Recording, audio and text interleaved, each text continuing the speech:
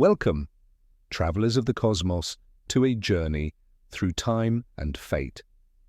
If you enjoy these galactic tales of what might have been, please take a moment to like and subscribe, as it helps these stories reach across the stars. The crimson glow of a double-bladed lightsaber cast haunting shadows across the power generator complex on Naboo. Three warriors locked in a deadly dance of light and darkness. The tattooed Zabrak Sith apprentice, Darth Maul, snarled with predatory confidence as he forced the Jedi into the narrow corridor of laser gates. Time slowed as the energy field cycled, separating Master Qui-Gon Jinn from his former Padawan, Obi-Wan Kenobi. Alone now with the Sith, Qui-Gon centered himself in the living force, feeling its currents flow through him with unusual clarity. A vision flashed before him, a young boy consumed by flames, a galaxy drowning in darkness, a prophecy unfulfilled. In that momentary glimpse of a terrible future, Qui-Gon Jinn saw what must not come to pass. As Darth Maul lunged forward with lethal precision, aiming to impale the Jedi Master, Qui-Gon did something unexpected. Instead of meeting the attack head-on, he surrendered to the whispering guidance of the living force.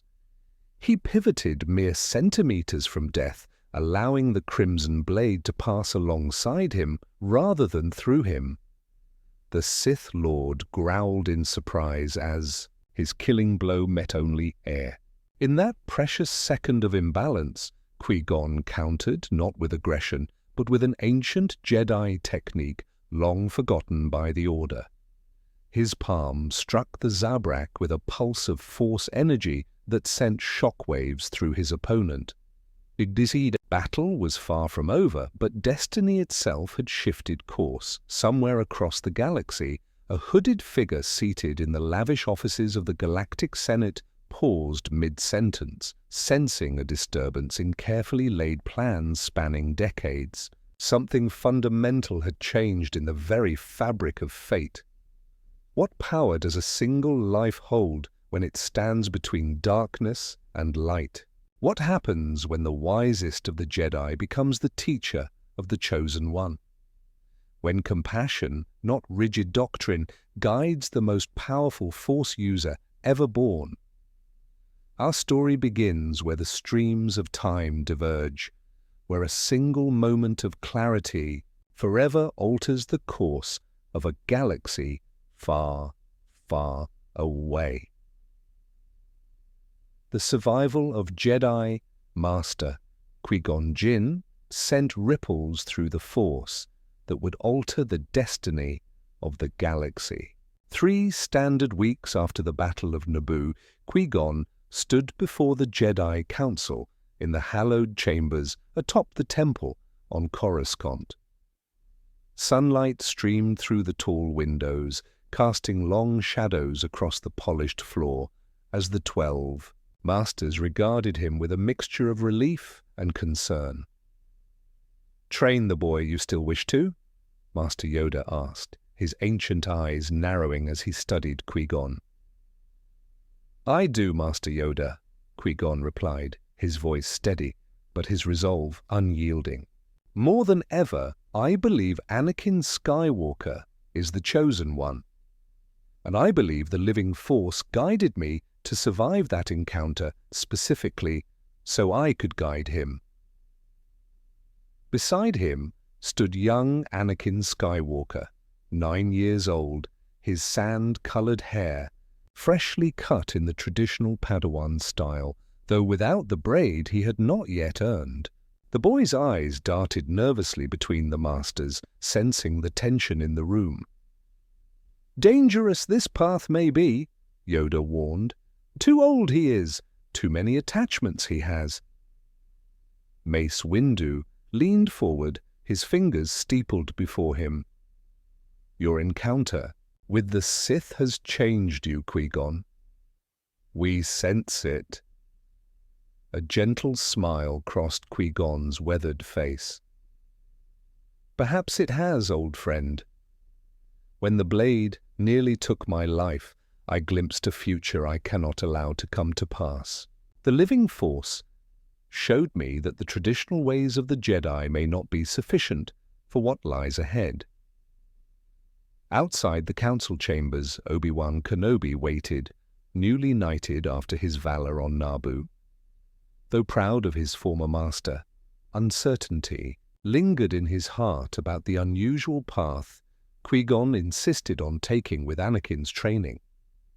Later that evening, Qui-Gon led Anakin to the Room of 1,000 Fountains, a vast indoor garden where countless streams and pools created a symphony of gentle sounds beneath a canopy of exotic foliage. Here, away from the sterile corridors and watchful eyes of the temple proper, Qui-Gon often found clarity. "This will be where we begin your training, young one," Qui-Gon said, settling cross-legged upon a moss-covered stone beside a babbling brook. "Not with lightsabers or telekinesis, but with understanding," Anakin frowned slightly.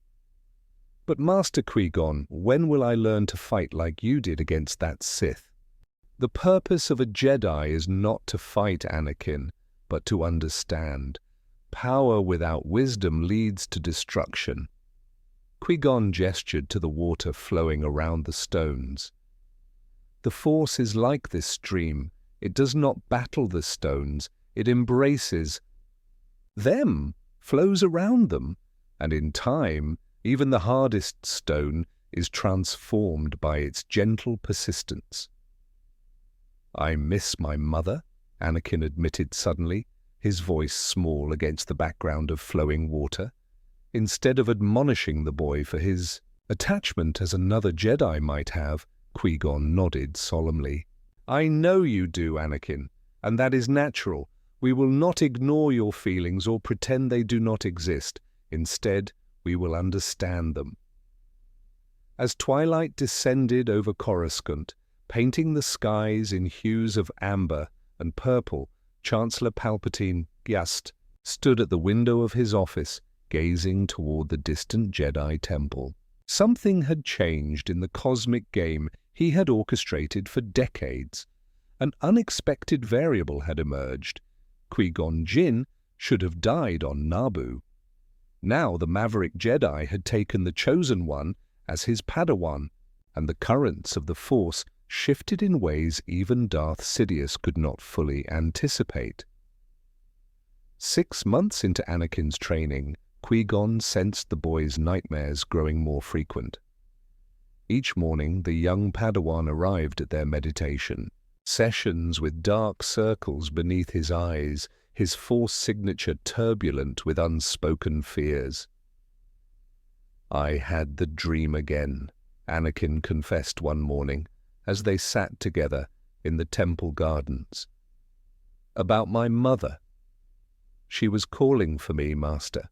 Qui-Gon studied his apprentice thoughtfully. In the traditional Jedi path, he would remind Anakin to release his attachments, to let go of his fears. But the vision on Naboo had revealed the catastrophic failure of such teachings for this particular child.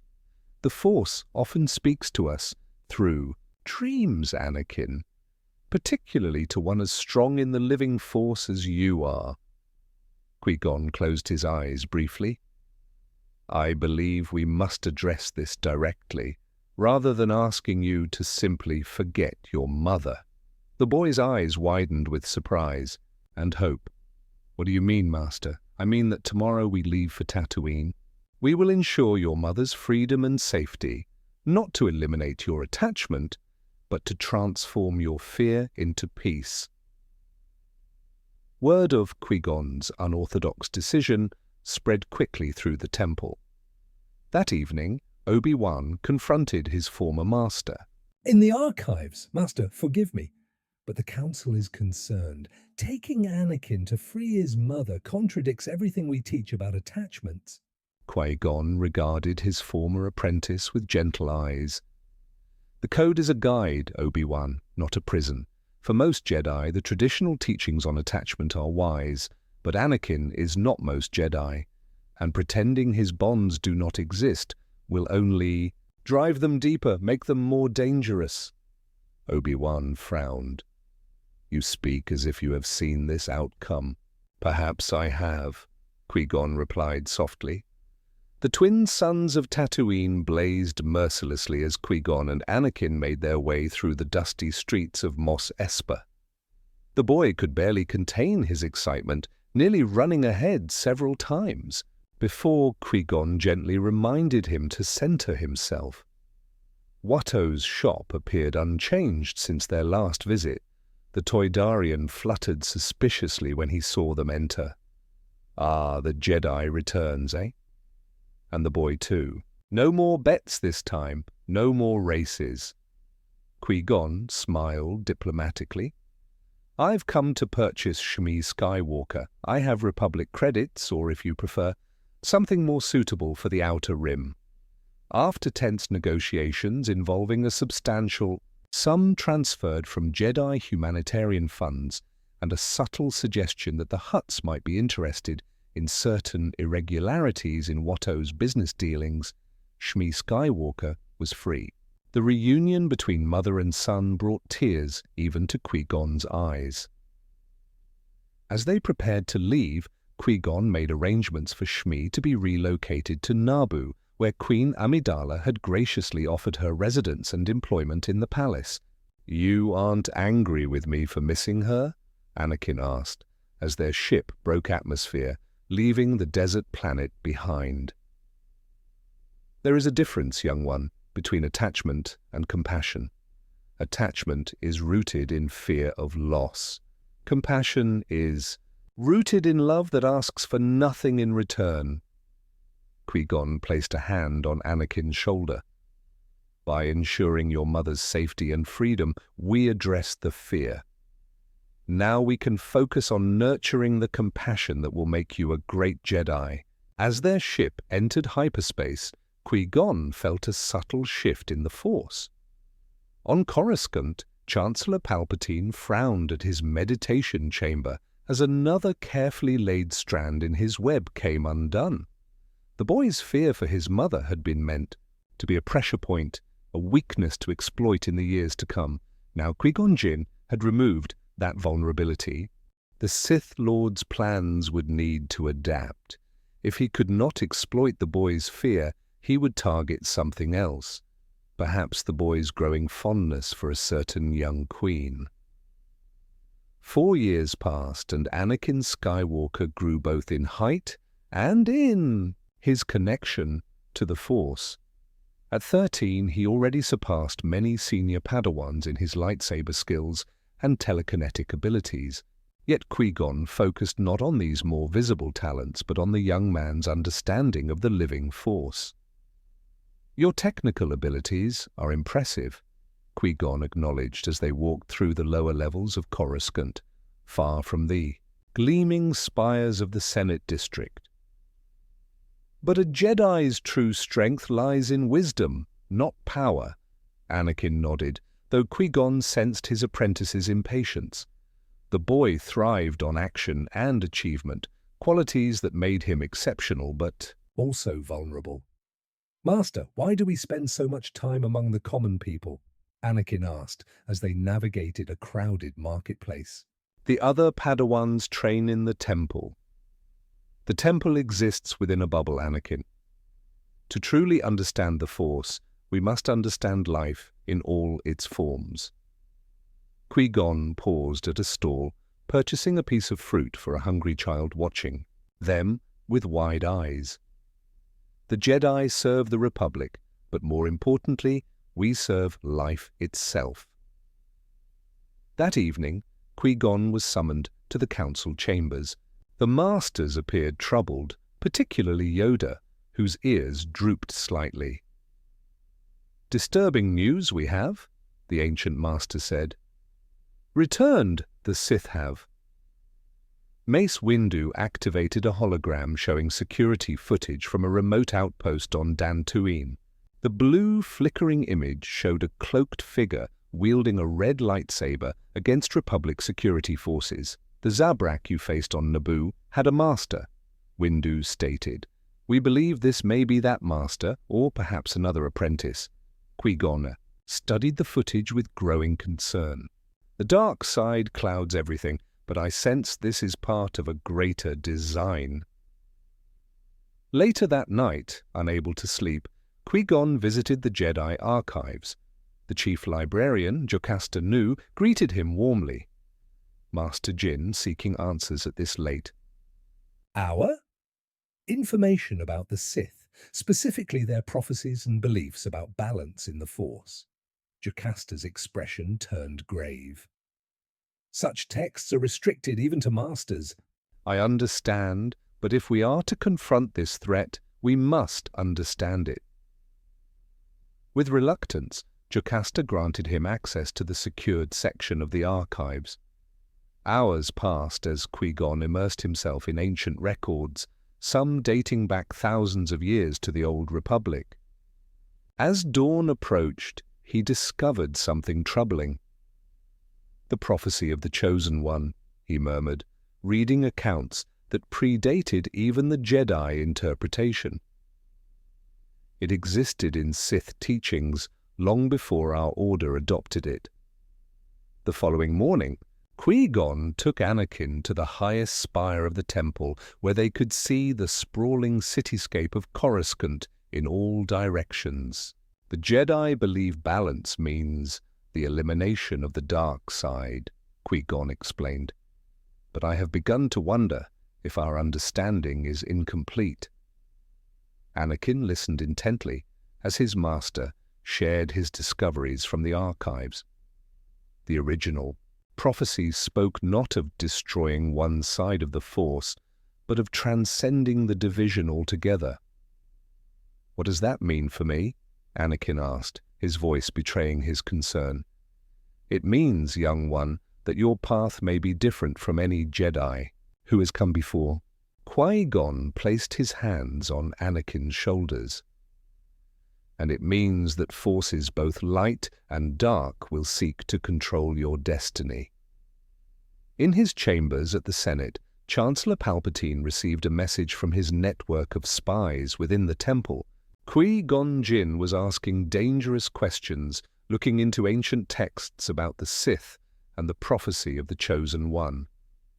The Chancellor's eyes flashed momentarily yellow with anger.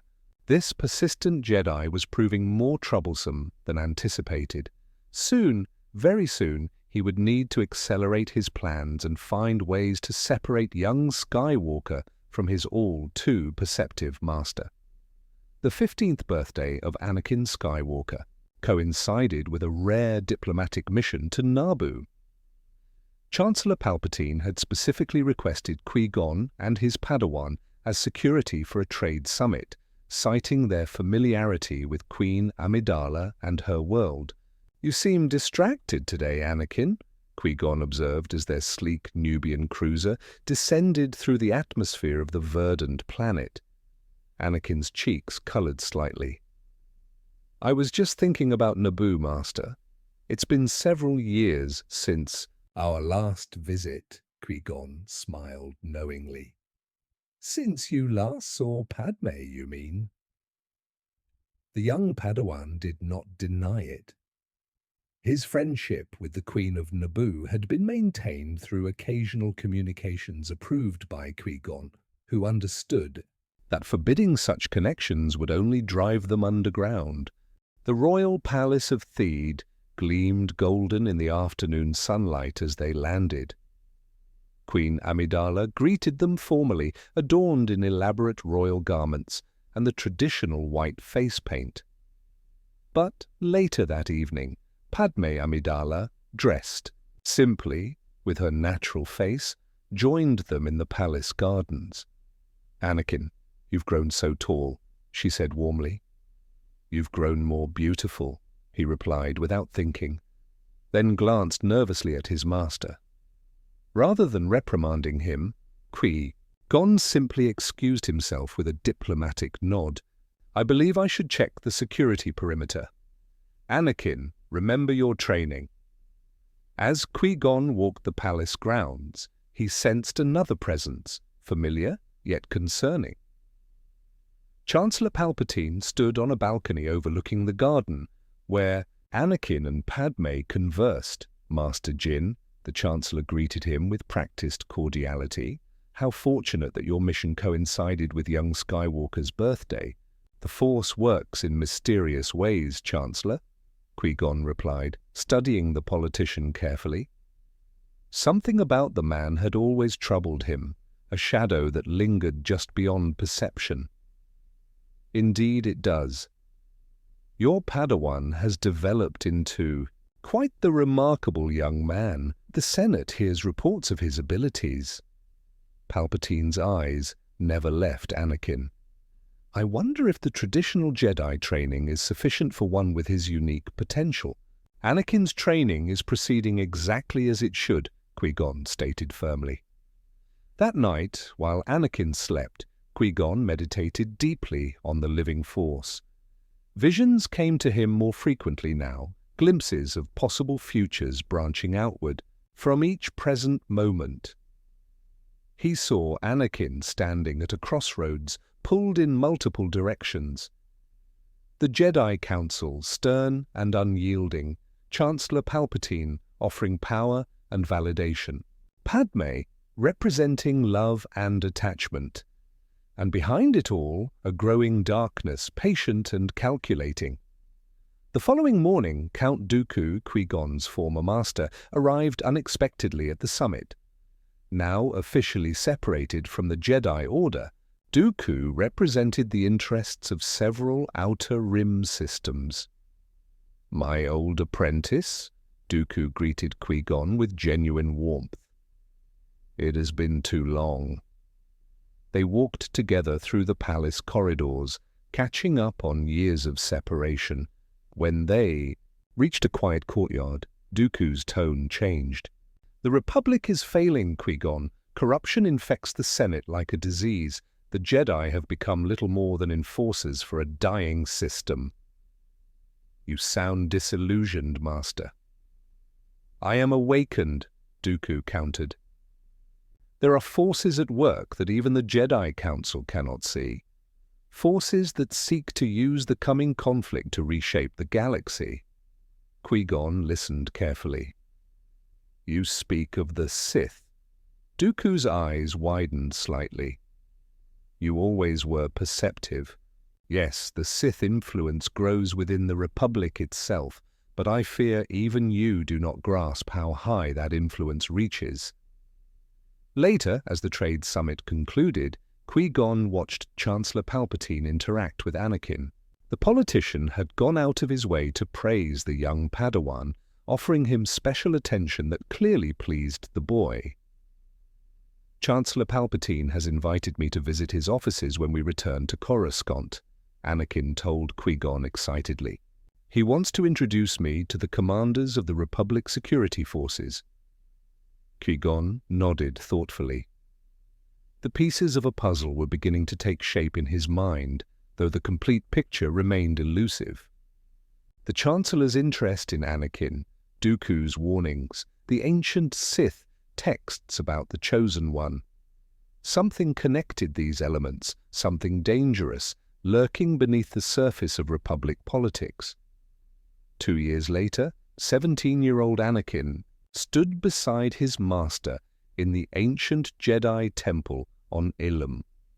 The sacred site, hidden beneath layers of ice and snow, housed the crystal caves where Jedi for countless generations had found the kyber crystals for their lightsabers.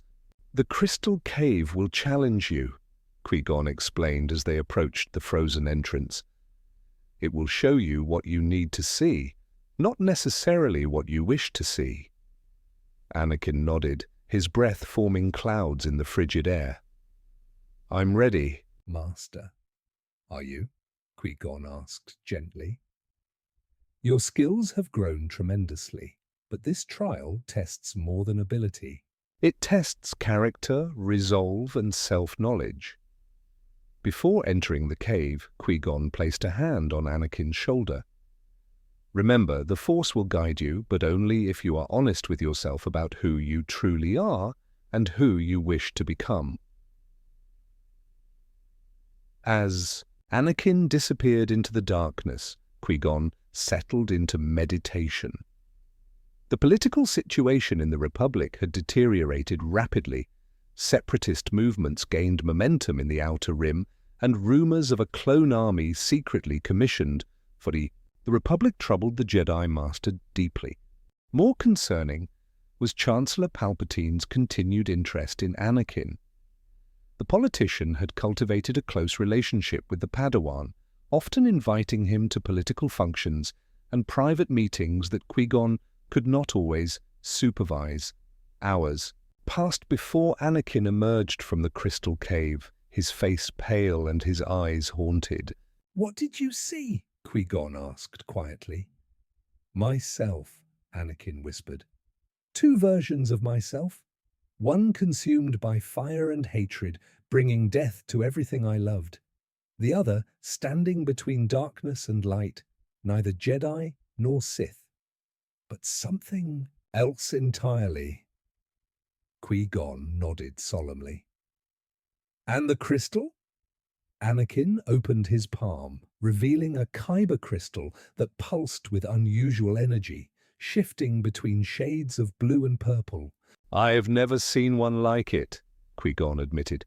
"It reflects your unique place in the Force." That evening, as Anakin crafted his lightsaber, Qui-Gon received a transmission from Coruscant.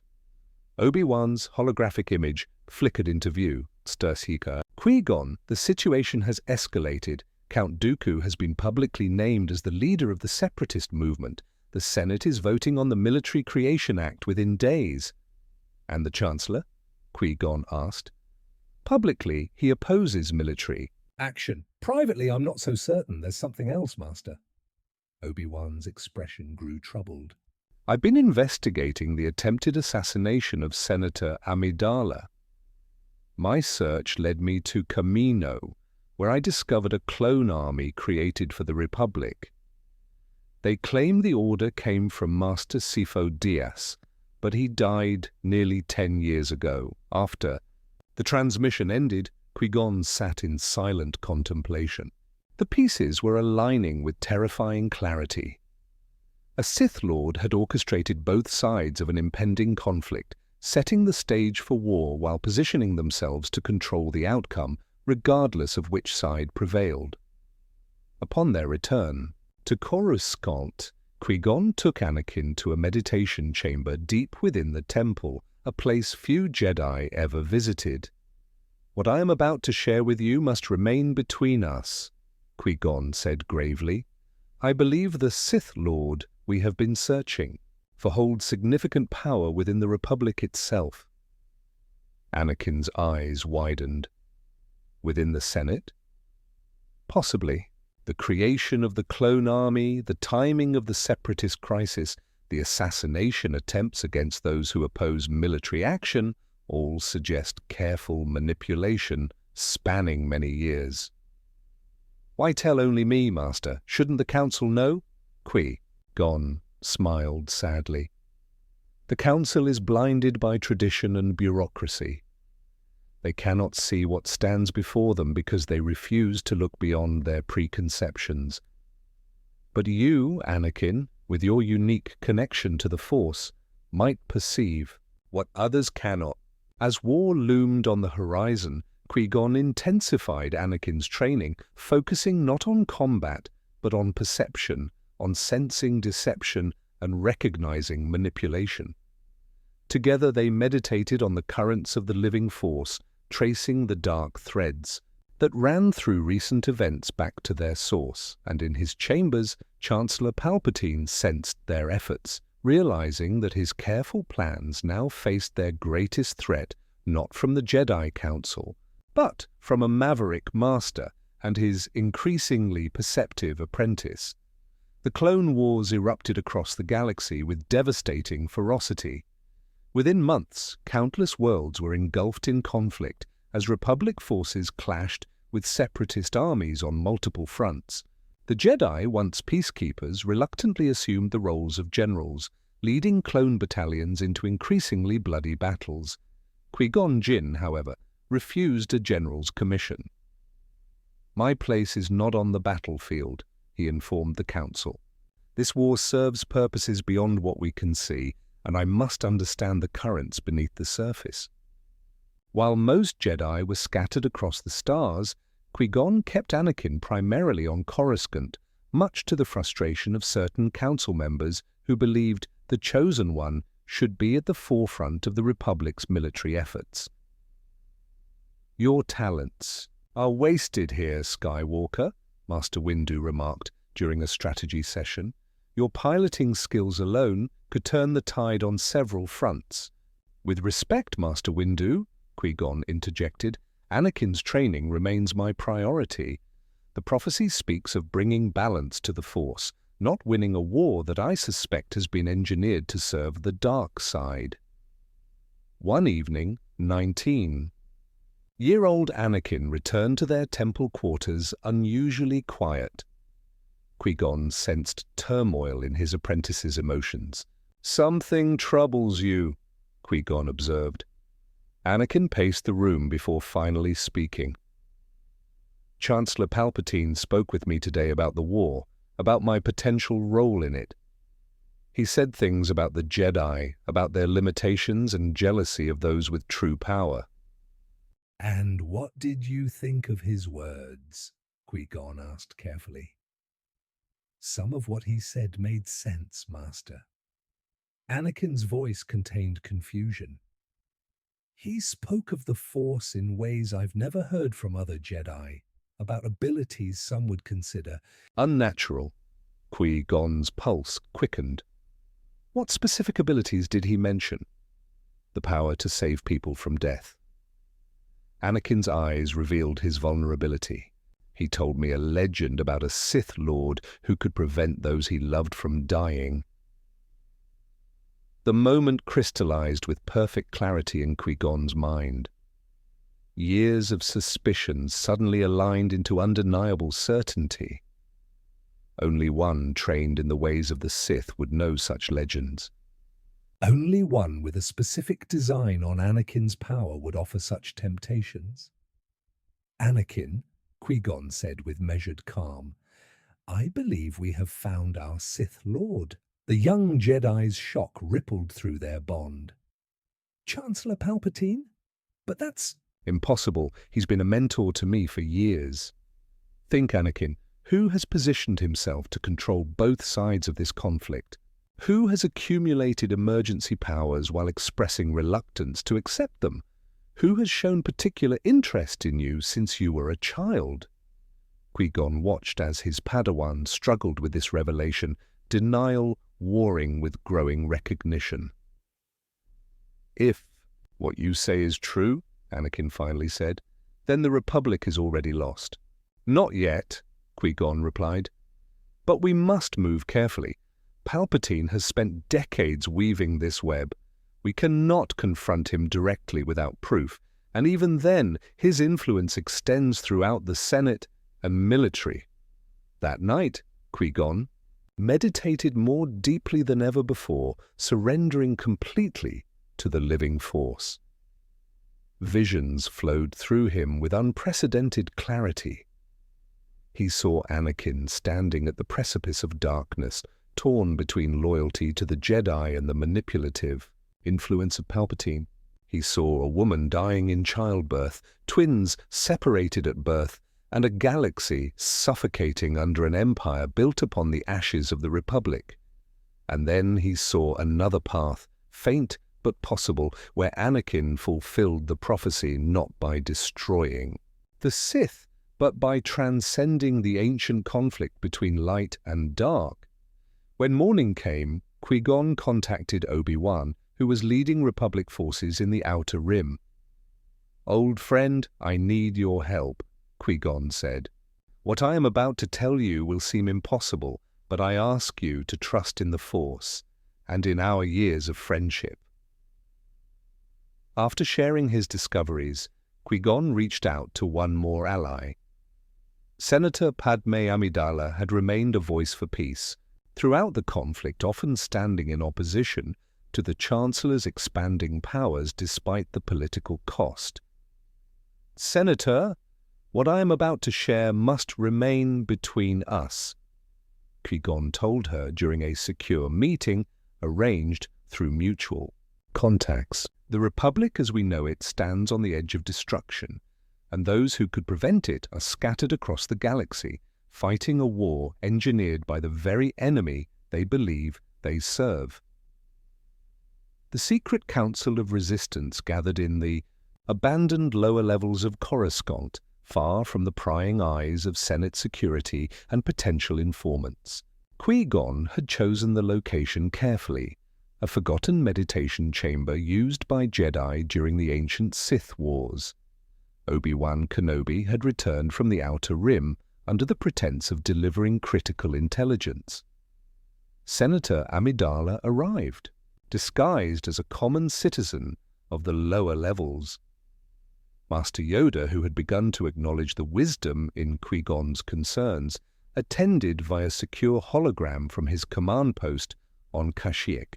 "Suspected this, I have, for some time," Yoda admitted, his holographic form flickering slightly. "But proof we lack. The proof is in the pattern," Qui-Gon replied. "Every major conflict over the past decade has served to increase Palpatine's power, while weakening both the Jedi and the Republic's democratic institutions." Anakin stood silently, his inner conflict evident to all present.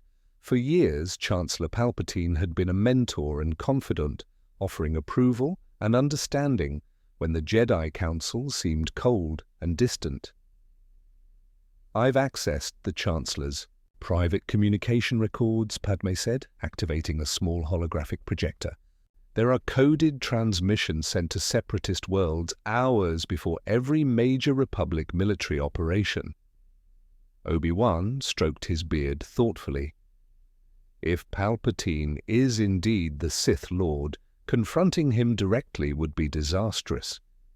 He has control of the Senate, the courts, and effectively the clone army. More concerning still," Qui-Gon added, "I believe he has been preparing Anakin as his eventual apprentice, cultivating his frustrations with the Jedi while offering the promise of power without restraint." All eyes turned to Anakin, who finally spoke. "If what you say is true, then everything I believed about the Republic, about my purpose in this war, has been a lie." "Not everything." Qui-Gon placed a reassuring hand on his apprentice's shoulder. "Your potential to bring balance to the Force remains true, but perhaps not in the way the Jedi have interpreted." After the meeting, Anakin and Qui-Gon walked alone through the quiet, neglected corridors of the lower temple. "You've known about Palpatine for some time," Anakin said, not a question but a realization. "I've had suspicions since Naboo," Qui-Gon admitted. "They grew stronger when I saw his interest in you, an interest too personal for a head of state to take in a Jedi apprentice." "Why didn't you tell me sooner?" "Would you have believed me?" Qui-Gon asked gently. "Or would you have seen it as the Jedi attempting to control you, to limit your connection to someone who understood you?" Anakin's silence confirmed the truth of these words. "You once showed me a vision," Qui-Gon continued. "Two versions of yourself. One consumed by darkness, one standing between light and dark. I believe that moment of choice approaches Anakin. Not a choice between Jedi and Sith, but something more fundamental. What choice? Between fear and acceptance, between control and harmony. The Sith seek to dominate the Force, to bend it to their will. The Jedi seek to follow its guidance, though they have grown too rigid in their interpretation.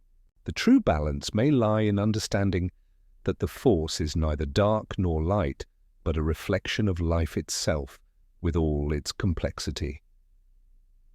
The following day, Chancellor Palpatine requested Anakin's presence without Qui-Gon. Though concerned, Qui-Gon recognized this as a crucial moment in their plan to uncover the Chancellor's true nature. "Remember your training," Qui-Gon told Anakin before he departed. "Feel Don't think. Trust the living force to guide your words and perceptions. While Anakin met with the Chancellor, Qui-Gon returned to the Jedi archives, searching for information on ancient Force techniques that might prove useful against a Sith Lord of Palpatine's power. In the most restricted section, he discovered references to a forgotten ability some called Force Harmony, where multiple Jedi could join their consciousness through the Force, amplifying their collective power. When Anakin returned, his face was ashen.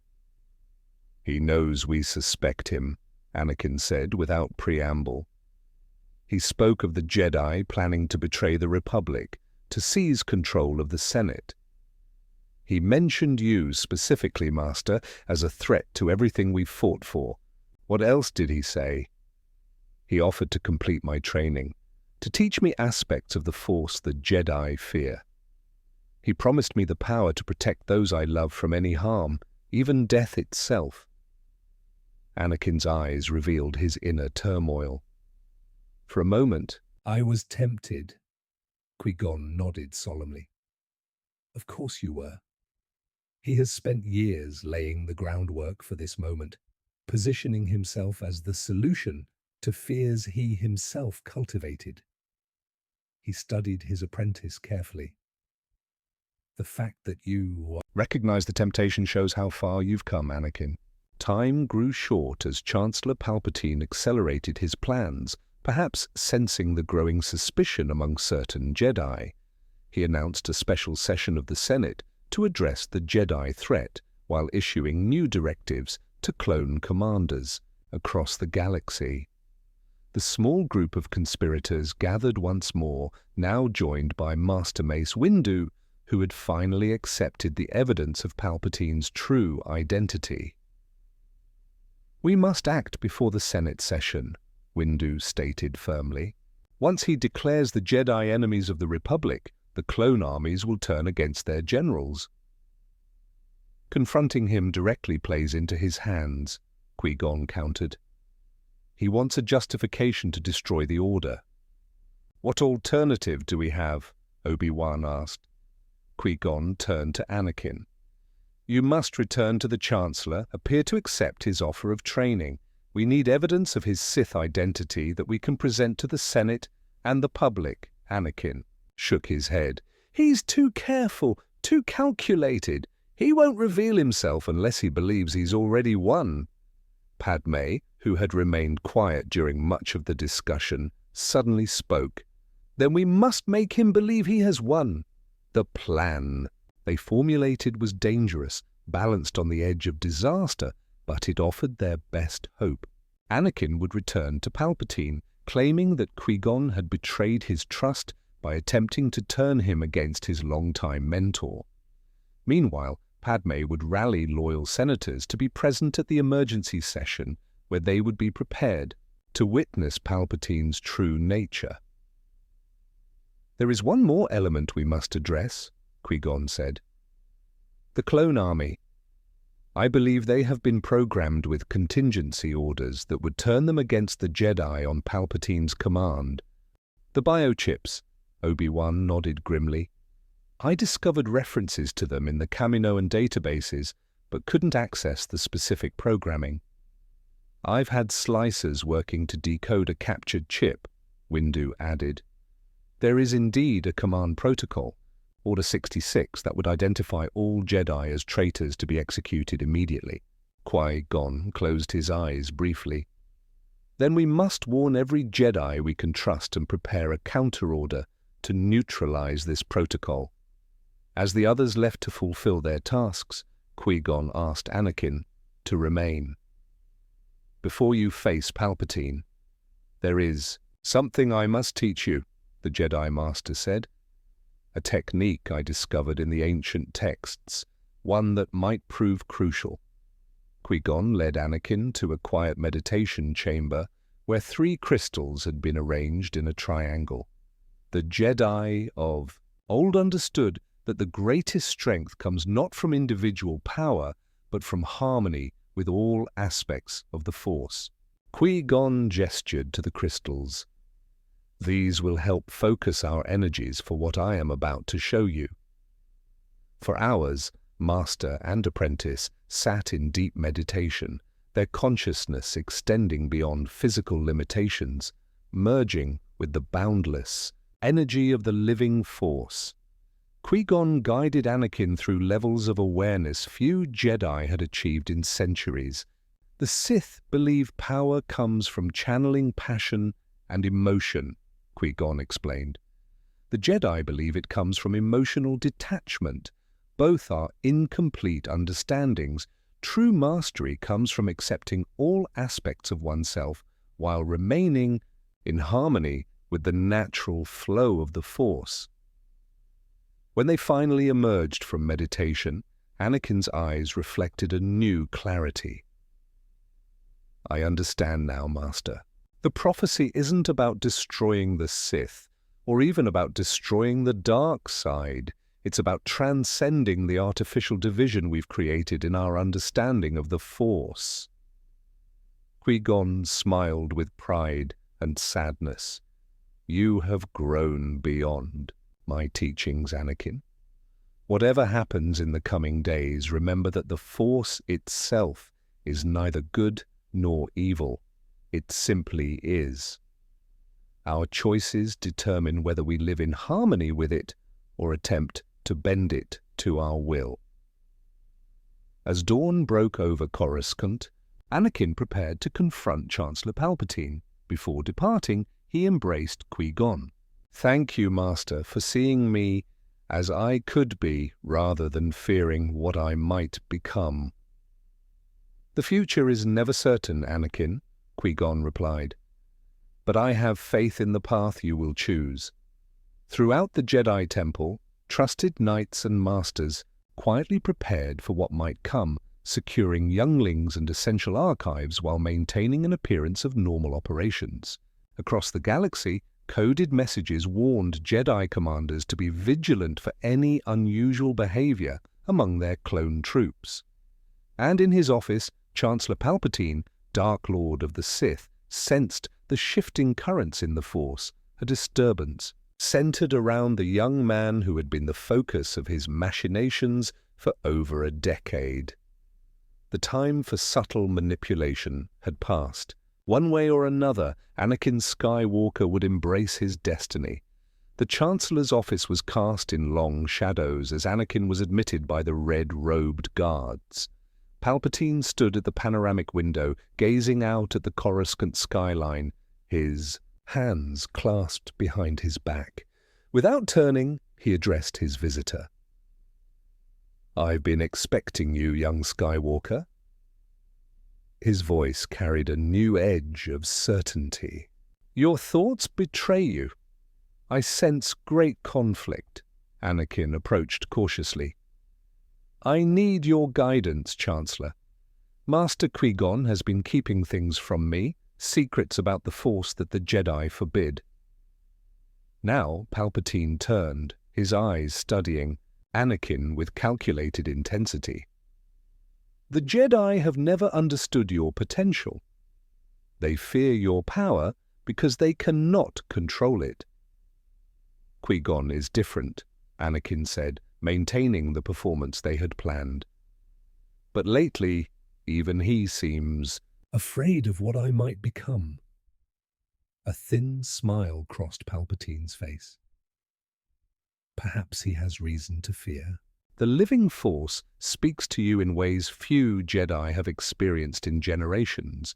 You stand at a crossroads, Anakin, between the rigid dogma of the Jedi and true mastery of the Force in all its aspects. You speak as if you know the Force intimately, Anakin observed, moving closer. "I know many things the Jedi have forgotten or chosen to suppress." Palpatine moved to his desk and pressed a hidden control. The room darkened further as security protocols activated. The dark side of the Force is a pathway to abilities some consider unnatural. "Like saving people from death?" Anakin asked. The question loaded with genuine emotion despite the deception. Palpatine nodded slowly. The Jedi would never teach you such power. They are too afraid of the consequences, too rigid in their thinking to see that true wisdom comes from embracing all aspects of the Force. How do you know these things, Chancellor? Anakin asked, his hand drifting subtly toward his lightsaber. The moment stretched between them, pregnant with revelation. Then Palpatine's demeanor changed, the grandfatherly politician replaced by something older, darker. My mentor taught me everything about the Force, including the nature of the dark side. His voice took on a hypnotic quality. You've sensed it, haven't you? The inadequacy of Jedi teachings, their fear of passion, of attachment, of the very emotions that make you strong. You're the Sith Lord, Anakin stated flatly. Palpatine did not deny it. I am what the Force has shaped me to be, as are you. The Sith, the Jedi, these are merely labels created by those who seek to control the Force rather than understand it. You orchestrated the entire war, Anakin continued, struggling to contain his anger. Millions have died to satisfy your ambition.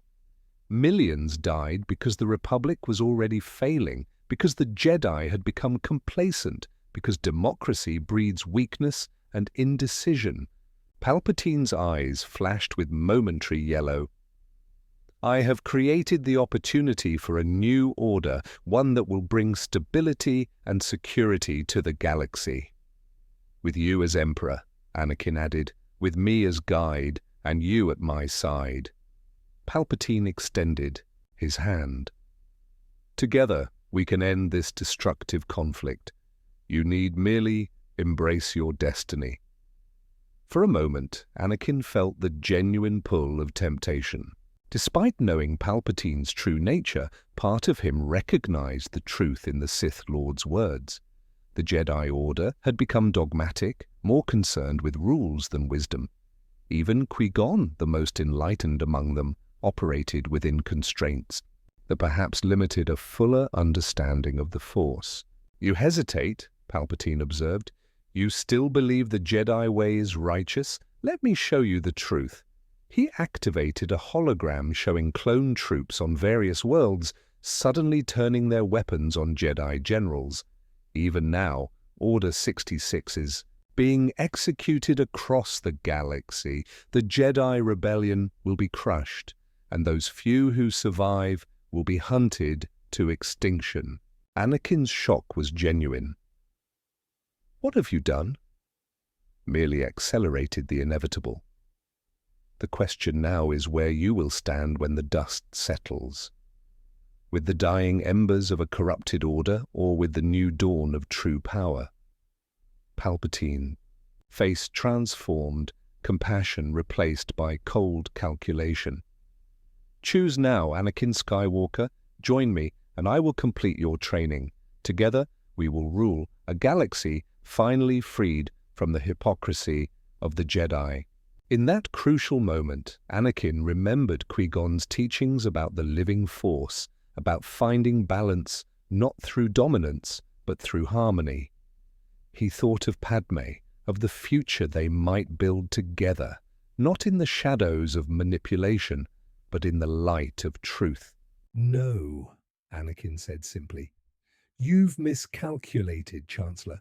I am not the Jedi you believe me to be, nor am I the Sith you wish me to become. Rage flashed across Palpatine's face. Then you will die with the rest of the Jedi traitors. Lightning Erupted from the Sith Lord's fingertips as his true nature fully revealed itself at last.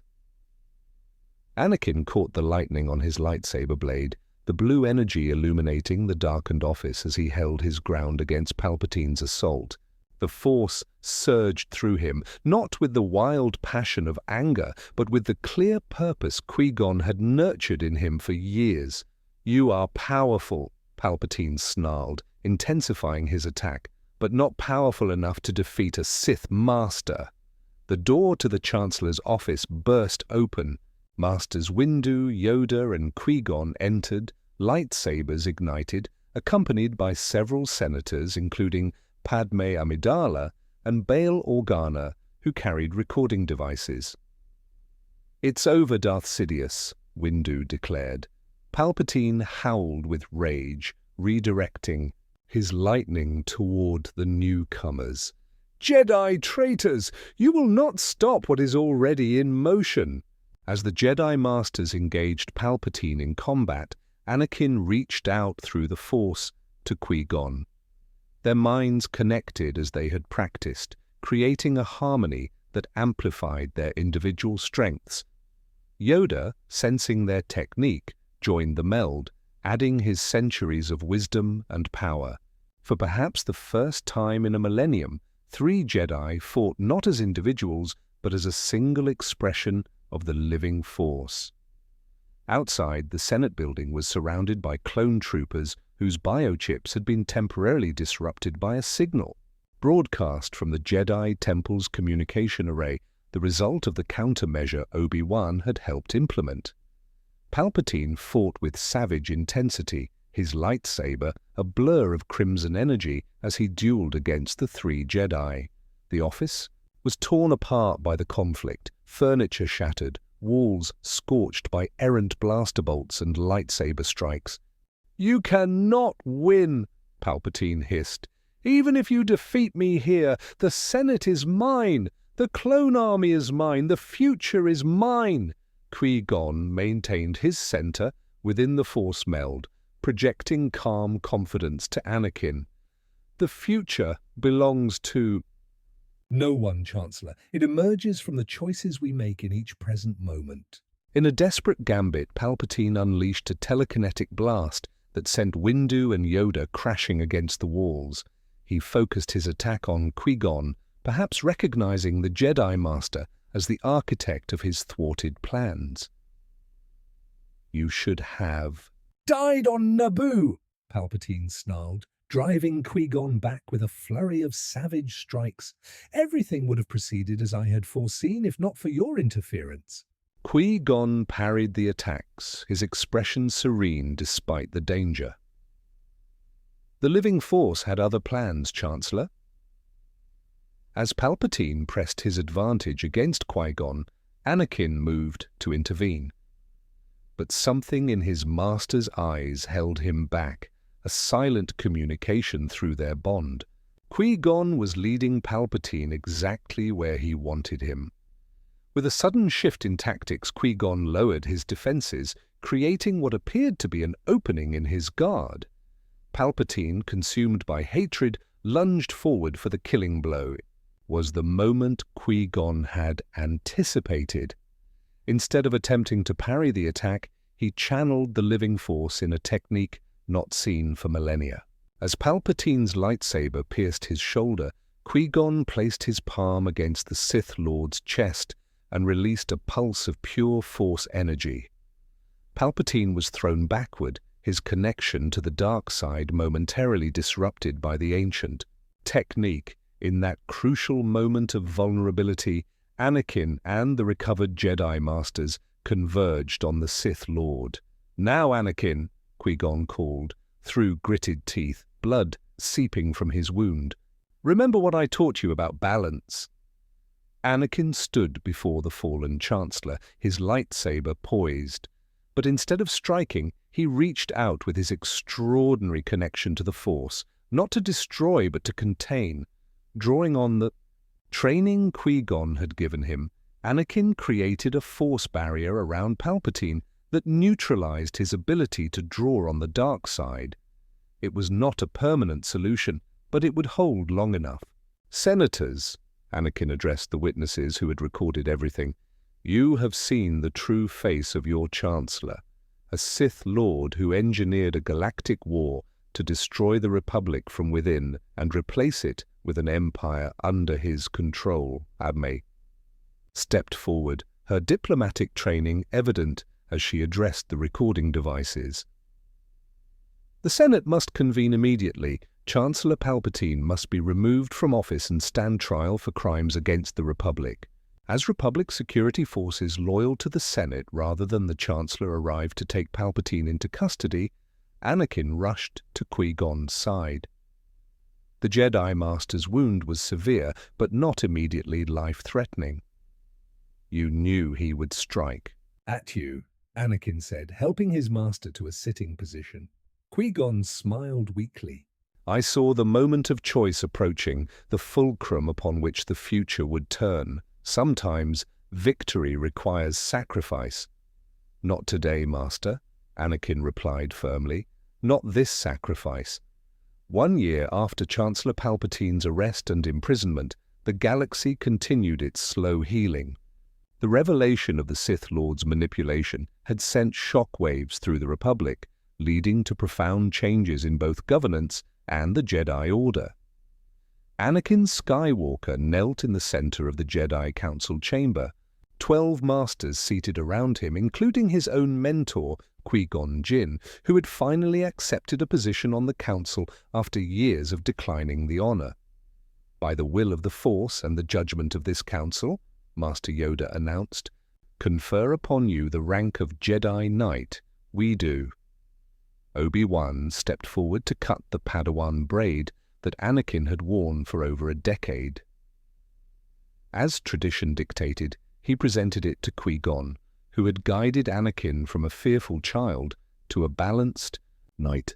You have walked a difficult path with extraordinary grace, Qui-Gon said, his eyes reflecting pride and something deeper, a vindication of his belief in the young man when so many had doubted. Later, as they stood on one of the temple's meditation balconies overlooking the Coruscant skyline, Anakin turned to his former master. The Council has assigned me to help with the reformation of the agricultural worlds affected by the war, he said. It seems peaceful compared to what we've faced. Qui-Gon smiled. The greatest challenges often come in times of peace, when we must build rather than simply survive. The living force flows through creation as much as conflict. And what of you, Master? Will you continue with the Council's reforms? Since Palpatine's defeat, Qui-Gon had led a faction within the Jedi Order advocating for significant changes to their traditions. The rigid code that had governed Jedi for millennia was being re-examined, particularly the prohibitions against attachment that had nearly driven Anakin to the dark side in another timeline. The Order must evolve if it is to serve the living force rather than calcified doctrines. Qui-Gon replied. We came perilously close to destruction, not merely from external enemies, but from our own blindness. They watched a transport ship carrying Padme Amidala depart from a nearby Senate landing platform. Following the war, she had been instrumental in the constitutional reforms limiting executive power and strengthening planetary autonomy within the Republic. She leaves for Naboo tomorrow, Anakin said softly. Qui-Gon gave his former Padawan a knowing look.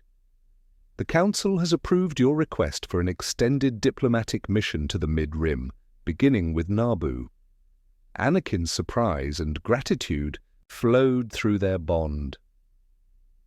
Thank you, Master. The prophecy spoke of bringing balance to the Force, Qui-Gon mused. Perhaps balance begins with acknowledging our full humanity, our connections and compassions, while remaining mindful of where attachment becomes possession. The next morning, a small gathering assembled in the Jedi Temple Gardens. Anakin and Padme stood beneath an ancient tree, exchanging vows in a ceremony that blended Jedi tradition with Naboo custom.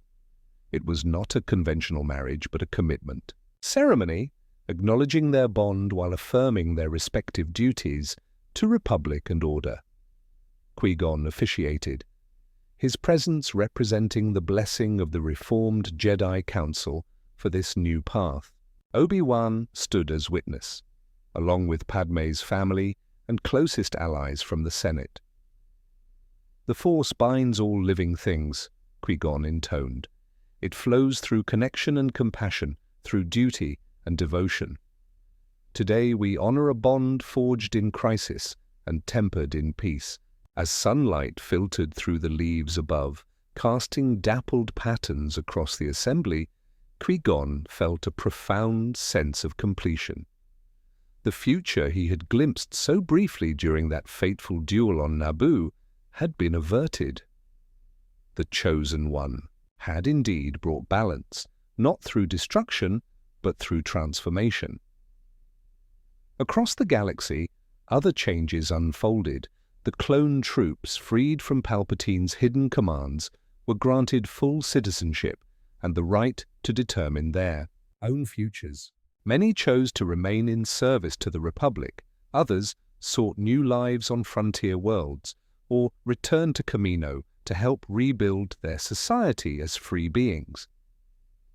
Count Dooku, revealed to have been Palpatine's apprentice, but later disillusioned with Sith ideology, provided crucial testimony during the trials and eventually sought redemption through humanitarian work in regions devastated by the war.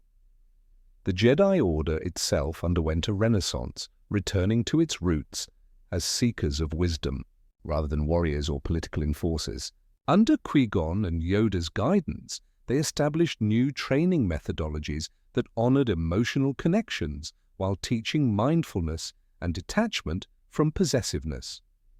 As the celebration concluded and the guests dispersed, Qui-Gon found a quiet moment with his former apprentice. "The future remains unwritten, Anakin," he said, "but the foundations we lay today will echo through generations." Anakin nodded, his eyes clear and peaceful, in a way that would have seemed impossible years earlier. One choice, one moment of awareness, can change everything.